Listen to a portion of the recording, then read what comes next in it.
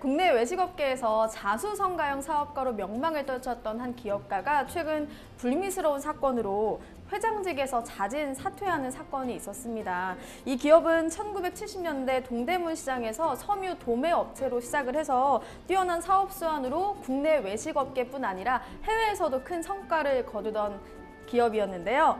실제로 산업통상자원부에서 국내 대표 수출 사업에 부여하는 세계 인류 상품이란 타이틀까지 거머쥘 정도로 성공 가도를 달렸다고 해도 과언이 아니었습니다. 하지만 종래에는 이 사업적 명성에 걸맞지 않은 부족한 인성 탓에 세간의 질타를 면치 못하게 되었는데요. 오늘 청산뉴스에서는 능력과 인성을 겸비한 삶, 그런 이야기에 대해서 이야기를 들려주실 분이 나와 계십니다. 박은몽 작가님 모시고 명품 인생에 대한 이야기 한번 들어볼게요. 큰 박수 주세요. 네, 안녕하세요. 안녕하세요. 네, 작가님 오늘 어떤 강연 들을 수 있을까요? 네, 오늘 저는 명품에 대한 강의를 하고자 합니다. 우리들이 여성분들이 많이 좋아하는 프라다 백 같은 거 있잖아요. 프라다 백을 우리가 살 것인가, 또는 프라다처럼 살아갈 것인가, 샤넬 백을 살 것인가, 샤넬처럼 될 것인가, 그 이야기를 한번 해보고자 합니다. 네, 오늘 좋은 강연 잘 부탁드리겠습니다. 감사합니다. 네, 생각이 흐릅니다. 청산뉴스 박은몽 작가님의 강연을 박수로 청해 보겠습니다.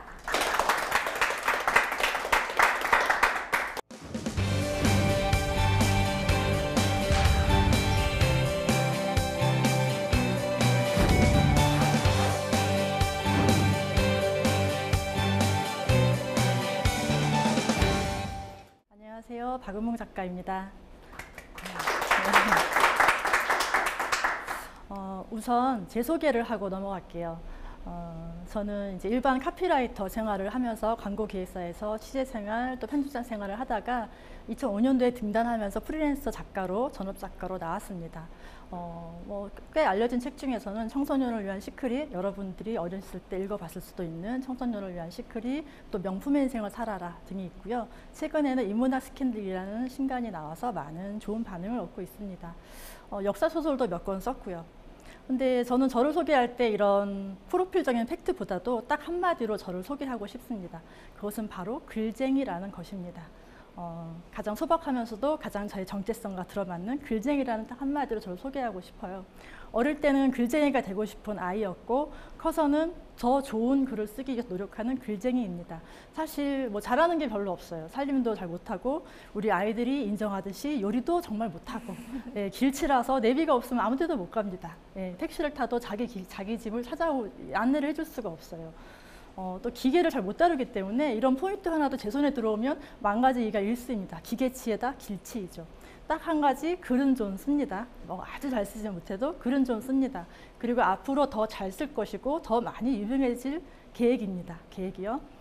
그리고 늙어서, 나이가 들어서 허리가 꼬부라져도 모니터 앞에서 자판을 신나게 두들기면서 늙어가다가 그렇게 죽고 싶습니다.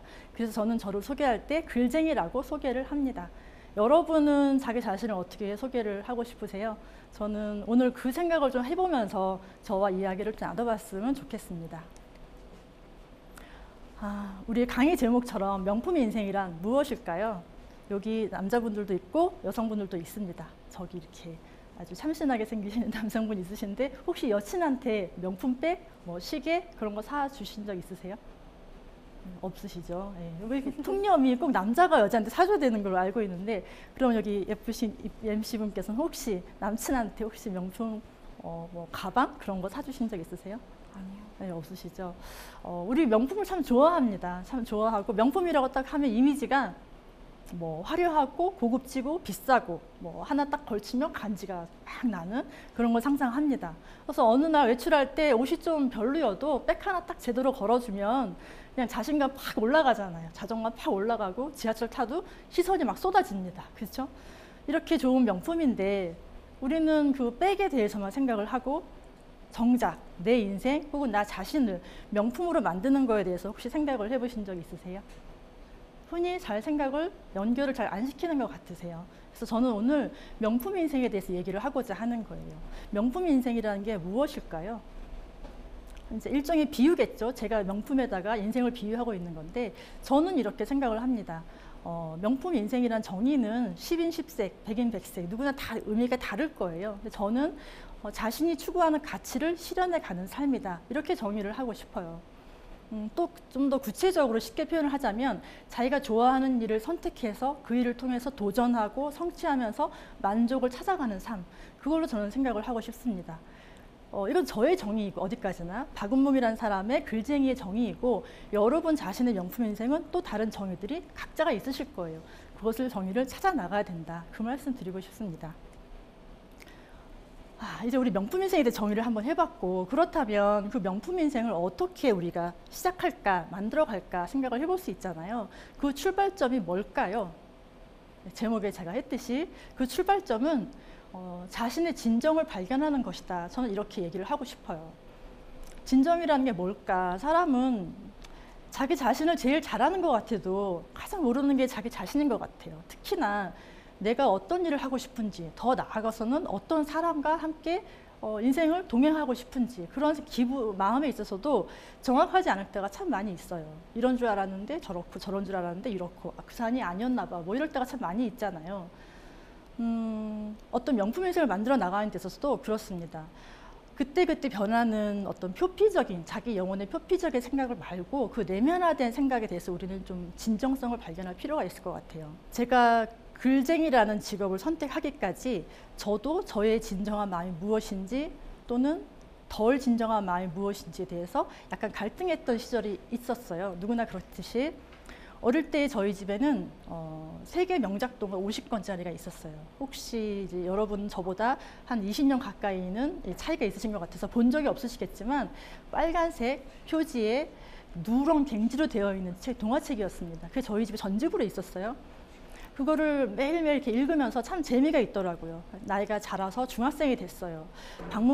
전집 방문 판매자가 저희 집에 왔는데 그때는 책을 이렇게 서점에서 한 권씩 사지 않고 전집으로 많이 샀던 시절이에요. 근데 이제 그 동화책을 보상 판매로 가져가고 33권짜리 세계 명작 소설 전집을 사라고 모 출판사에서 왔습니다. 굉장히 비싼 거였어요. 엄마를 졸라서 그걸 집에 들여놓았습니다. 이렇게 두꺼운 헌법책처럼 율법전서 헌법책처럼 두껍고 세로 쓰기로 글씨가 촘촘하게 되어 있었어요. 지금은 소설들을 좀 줄여서 요약본을 많이 나지만 그때는 원본에 가깝게 하기 때문에 굉장히 두꺼웠습니다. 그것을 하나하나 읽어가면서 굉장히 흥미로웠어요. 너무너무 흥미로웠고 더 흥미로웠던 거는 그 소설 자체도 자체지만 뒷부분에 있는 비하인드 스토리가 많았어요. 단순한 연역만 나오는 게 아니라 그 작가들의 인생 또 그 작품이 나오기까지 비하인드 스토리가 굉장히 많은 분량으로 나와 있는데 저는 그게 더 재밌더라고요. 그래서 그 작가들의 삶을 보면서 너무 그 삶이 낭만적이고 따라 해보고 싶고 나도 그렇게 되고 싶고 이런 욕구들이 굉장히 생겨나는 것을 스스로 어린 나이에 느낄 수가 있었습니다. 그러다 보니 자연스럽게 나는 커서 소설가가 될 거야. 소설을 쓸 거야. 이렇게 생각을 하게 됐죠. 근데 정작 저는 소설보다는 만화 그리는 거를 더 잘했어요. 아까 제가 서두에 잘하는 거 없다고 했는데 말짱 거짓말 그런 뜻은 아니고 지금은 잘 못 그립니다. 그 시절에 만화를 참 좋아해서 거의 1000권 가까운 만화책을 수집하고 따라 그리고 했습니다. 그래서 쉬는 시간이 되면 애들이 제 자리에 삥 둘러 앉아서 나 캔디 하나만 그려줘. 캔디 아시죠? 그다음에 그 유명한 베르사유의 장미 오스칼 그려줘. 마리 앙뚜아네트 그려줘. 막 둘러 앉아서 그림을 그렸었어요. 그래서 굉장히 잘 그렸기 때문에 어떻게 보면 현실적인 상황을 보면 저는 글 쓰는 것보다는 만화가가 되겠다는 꿈이 적절했어요, 저한테. 그럼에도 불구하고 저는 그건 단순한 재미였을 뿐 그걸 저의 직업이나 꿈으로 하진 않았던 것 같아요. 말하자면 만화라는 일은 저의 재미였을 뿐 진정한 나는 아니었던 거죠. 글 쓰는 거에 대해 생각할 때는 저는 설레고 나라는 어떤 존재가 투영된 어린 나이에도 그런 느낌을 가질 수가 있었지만 만화는 그냥 재밌었어요. 재밌으니까 그리고 갖다 주고 이런 식의 생활이었던 거죠. 이것처럼 나의 진정, 내가 정말 뭘 원하는지에 대해서 우리는 조금 더 통찰을 해 들어갈 필요가 있다는 거죠. 그래야 나만의 명품 인생이 출발할 수 있다. 그런 의미를 드리는 겁니다. 근데 한 가지 여기서 우리가 주의할 게 있습니다. 뭐냐면 그것을 자신의 진정을 발견하기까지 약간의 시행착오 또는 많은 시행착오를 겪을 수가 있다는 거죠. 우리 어릴 때 성냥팔이 소녀, 미운 오리 새끼, 인어공주 이런 거 좀 들어보셨죠? 아무리 책을 읽기 싫어해도 다 만화로도 많이 나왔잖아요. 작가가 누군지 아세요? 안데르센이라는 너무나 유명한 안데르센이라는 동화 작가입니다. 근데 이 동화 작가 정말 당대에도 유명했었고 길이 죽은 지 수백 년이 지난 지금까지도 길이 유명한 이 작가는 처음부터 작가가 되는 꿈을 가지고 있었던 게 아니에요. 처음의 꿈은 뭐였을까요? 처음 꿈은 연극 배우였어요. 근데 너무 못생겼어요. 외모 컴플렉스가 심할 정도로 못생겼어요. 그 다음에 오페라 가수가 되고 싶어 했어요. 근데 목소리가 완전히 엉망진창이었어요. 그 다음에 무용수가 되고자 했어요. 근데 몸치였습니다. 몸매도 안 되고 얼굴도 안 되고 목소리도 안 되는, 될 수 있는 게 아무것도 없는, 근데 그런 허망한 꿈들을 가지고 있었던 거예요. 더구나 가난했어요. 집이 너무 가난해서 단칸방에 아버지가 이제 구두로 수선하는 구두점을 했는데 따로 점포가 있는 것도 아니고 집에서 구두로 수선하면 그 옆에 엄마랑 동생이랑 오밀조밀 모여서 한 방에서 자고 먹고 해야 되는 그런 가난한 아이였고, 성격도 이상했어요. 폐쇄적이고 우울하고 개팍하고 해서 학교에서 적응을 못하고 자의반 타의반 자퇴를 합니다. 여러분도 성격이 이상하다고 고민할 필요가 없어요. 성격이 이상하다는 건 예술가적 기질이 많다는 거하고 똑같은 말이기 때문에 걱정할 필요가 없습니다. 그래서 이 어린 시절에 가난하게 했던 이 안데르센은 여러 가지 꿈들을 다 실패를 하다가 결국에 나중에는 극작가가 되겠다는 꿈을 갖게 됩니다. 이제 조금 근접해 갔죠, 글 쓰는 일에. 근데 극작가가 되겠다는 꿈을 갖게 됐는데 문제가 있었어요. 학교를 중퇴했기 때문에 글을 잘 몰라요. 맞춤법도 제대로 모릅니다. 그래서 어느 극단에 자기가 쓴 대본을, 극본을 보냈지만 맞춤법도 제대로 모르는 사람의 글은 공연할 수가 없다라는 퇴짜를 맞습니다. 포기했을까요? 예, 안 했죠. 왜냐하면 진짜 꿈을 만났으니까. 이때까지 지나왔던 건 진짜 꿈이 아니었지만 이제 진짜 꿈을 만났기 때문에 포기하지 않습니다. 그때부터 독지가의 도움을 받아서 교육을 받고 교양을 지식을 쌓으면서 작가의 길로 걸어가기 시작합니다. 이것처럼 안데르센처럼 자기 진짜 어떤 목표를 만나기 전까지는 과정, 시행착오가 있다. 그런 거죠. 그걸 잊지 말아야 한다는 것을 강조하고 싶어요. 그러므로 여러분들은 20대든 30대든 간에 자신의 진짜 꿈이, 목표가 없다고 해서 절망할 필요도 없고, 또한 목표를 세웠는데 그 과정 중에 이렇게 저렇게 뭐가 잘 안 풀린다, 되는 게 하나도 없다라는 느낌이 들어도 너무 절망할 필요가 없다는 거죠. 시행착오는 실패가 아니라 성공으로 가는 징검다리 하나를 건너고 있다라고 생각하면 됩니다. 실패가 아니라 징검다리 하나를 건너고 있다. 어느 목표 지점에 가기 위해서 징검다리 한두 개쯤 안 건넌다는 게 말이 됩니까? 축지법을 쓰지 않는 이상은 반드시 거쳐야 되는 징검다리를 거치고 있을 뿐이다라고 생각하는 것이 적절하다는 거죠.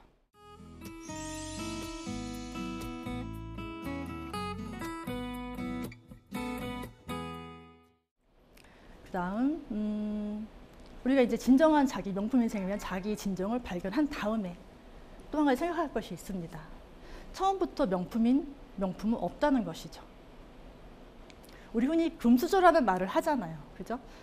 사실 현실적으로 주변을 보면 금수저가 꽤 많아요.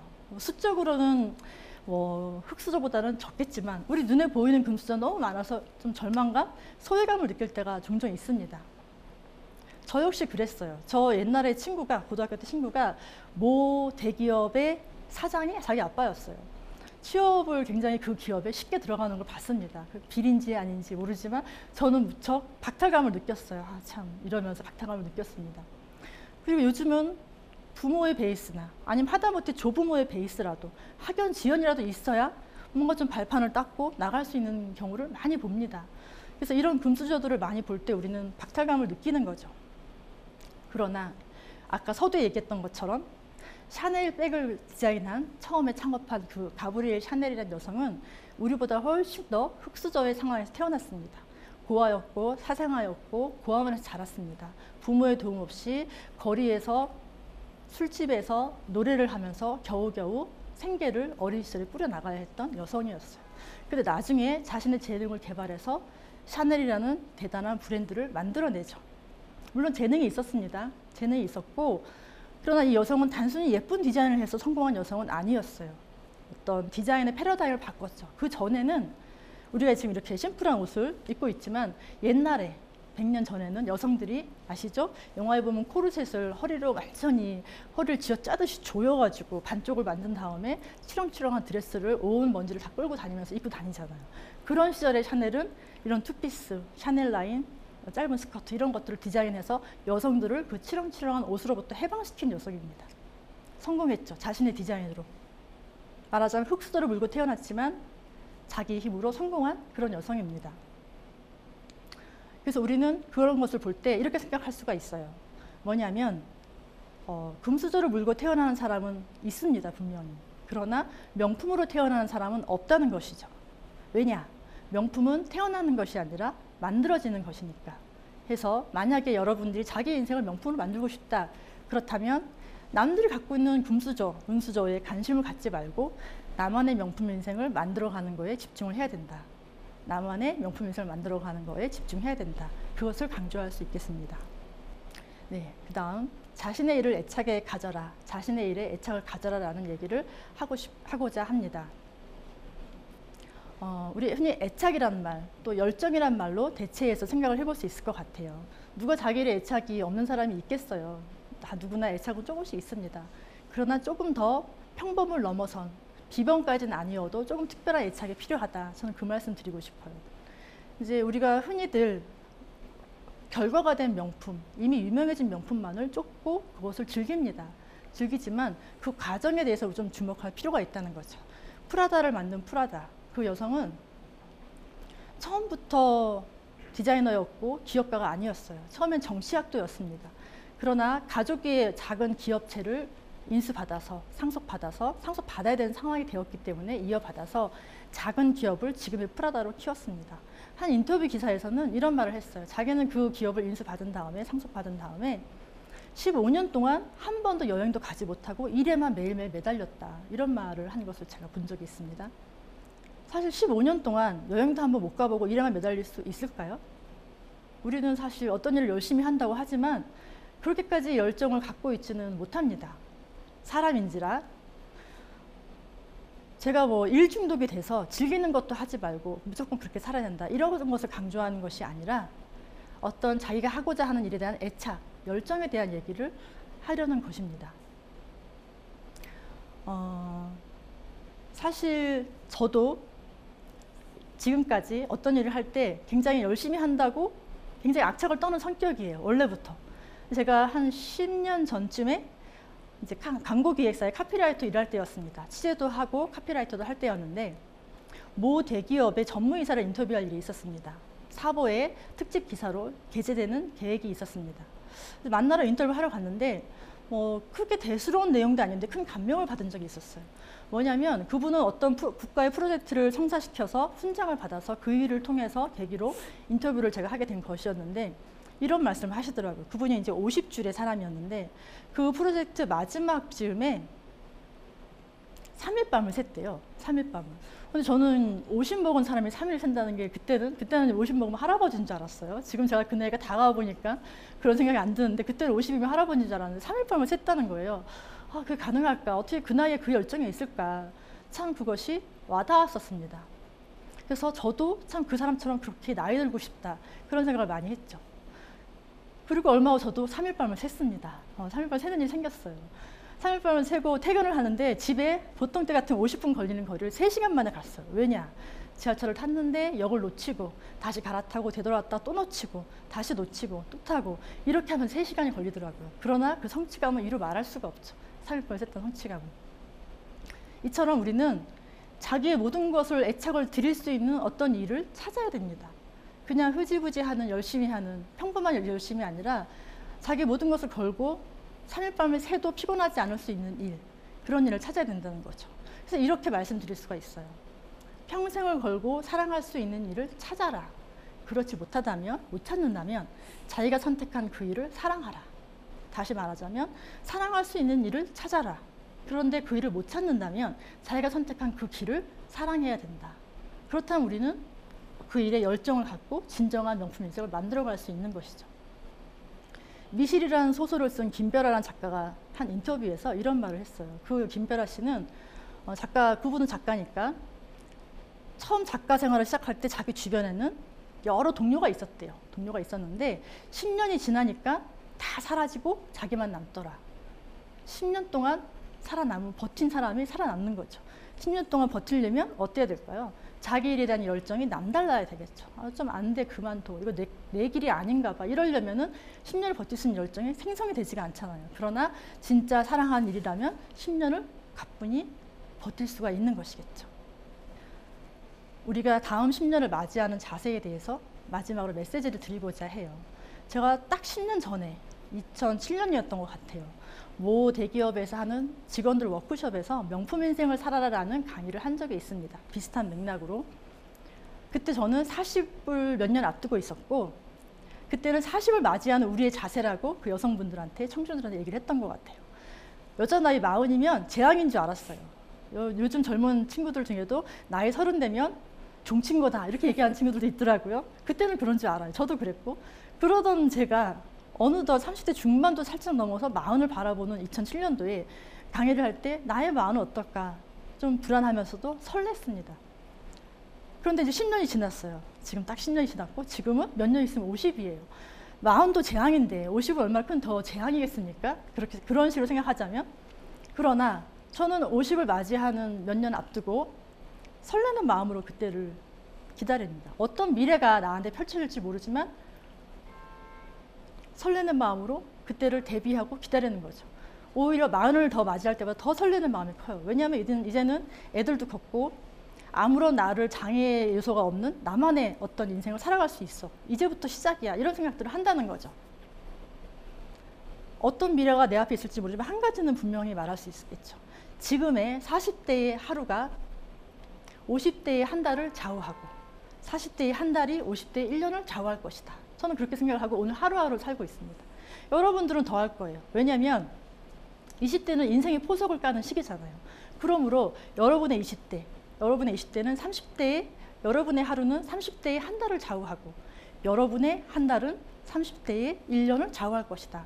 여러분 그렇게 생각한다면 하루하루가 얼마나 소중하고 애착을 갖고 흔한 말로 피티지게 열심히 해야 되는 하루하루가 될 수 있잖아요.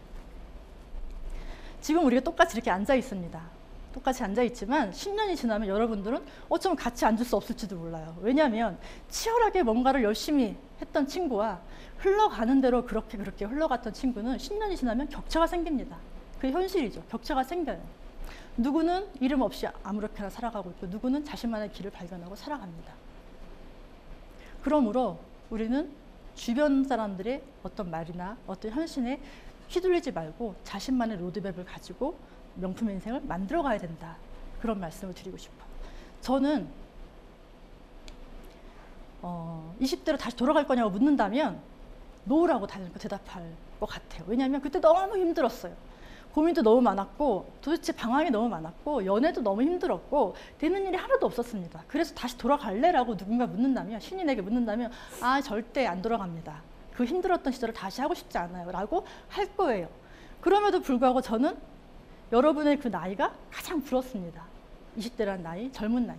왜냐하면 더 상대적으로 제 나이보다는 더 많은 가능성을 가지고 있고 설령 실패한다 하더라도 다시 회복할 수 있는 시간적 여유가 상대적으로 좀 더 많고 더 많은 열정과 사랑을 가질 수 있는 나이다. 여러분이 가지고 있는 것은 가장 큰 자산은 바로 그 젊음이다. 그래서 그 젊음을 가지고 자산 삼아서 명품 인생을 잘 만들어 가시기 바랍니다. 네, 오늘 강의는 여기까지 하겠습니다.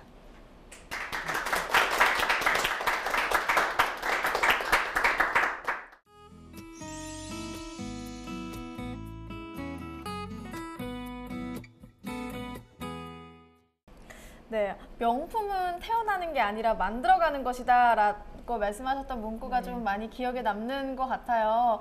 명품 인생 참 꼭 살아보고 싶은데요. 어떻게 선생님 지금 명품 인생 살고 계신다고 생각하시나요?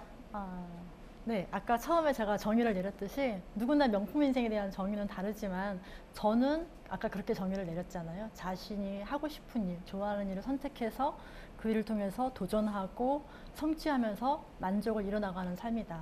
나의 정의에 의하면 저는 명품 인생을 살고 있다고 또는 명품 인생을 만들어가고 있다고 생각을 합니다. 아니 사실 이렇게 명품 인생을 살기 위해서는 자기가 진짜 하고 싶은 일, 진짜 목표를 찾는 일이 좀 중요할 것 같은데요. 시행착오를 많이 겪게 되면 결국 진짜 목표를 찾게 된다고 말씀을 하셨어요. 네. 근데 좀 그 시행착오와 진짜 목표를 구별하는 과정이 좀 힘든 것 같아요. 그러게요. 저도 이제 청소년, 고2, 고3의 사내애들을 이제 기르고 있고 또 주변의 청년들이나 이렇게 젊으신 분들이 많이 그 부분을 물어요. 묻는데 솔직히 왕도나 정답은 없겠죠. 또 운칠기삼이라고 약간의 운이 작용하기도 합니다. 발견하는 행운 작용을 하는데 그럼에도 불구하고 뭐 제가 드릴 수 있는 어떤 방법적인 부분은 두 가지로 생각을 해요. 저 같은 경우는 직관적으로 그것을 느낀 사람이고요. 내가 너무 좋아하는 일을, 어떤 일을 좋아했고 그 좋아하는 일을 하겠다라는 결심까지 이렇게 스트레이트로 간 경우니까 저는 직관적으로 그 일을 선택한 것입니다. 자, 느낌에 따라서.